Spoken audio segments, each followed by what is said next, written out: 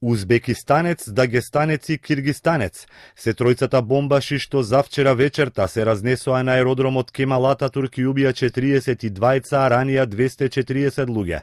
Турските власти ја соопштија само нивната националност, но не и идентитетот, ниту тоа на која организација и припагаат.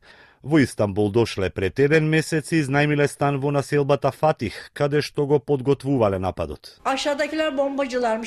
Шокирана сум од помислата дека над мене живееле бомбаши самоубици. Беа прилично бучни, постојано се слушаа звуци како да коваат шајки, но кој да помисли дека всушност подготвуваат експлозив. Се ширеше и чуден мирис кој доаѓаше од кујната. Она што досега се знае е дека тројцата заедно дошле на аеродромот, пошто се разделуваат на 3 страни. Злосторничкиот поход почнува пред лифтот од паркингот, кога еден од бомбашите убива полицаец во цивилка, кој се обидел да го идентификува.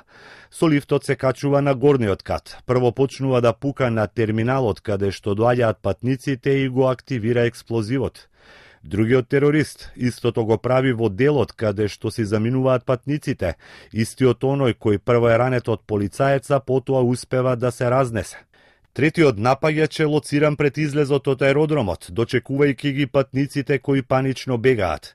Председателот Ердоган по кој знае кој пат најави жестока битка со терористите, кои по 11 пат во последнава година ја покоруваат Турција. Турција како мета на најбруталните терористички организации е на тест, но јас сум убеден дека ќе го победиме теророт.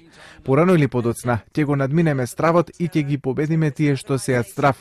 Турската полиција утринава спроведе 16 одвоени рации во Истанбул и во Измир. Уапсени се 13 луѓе, од кои тројца странци, осомничени за логистика за завчерашниот напад.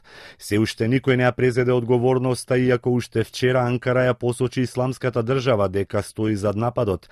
Меѓу загинатите, 24 се турски државјани и 14 странци. Најголем дел саудијци и ирачани.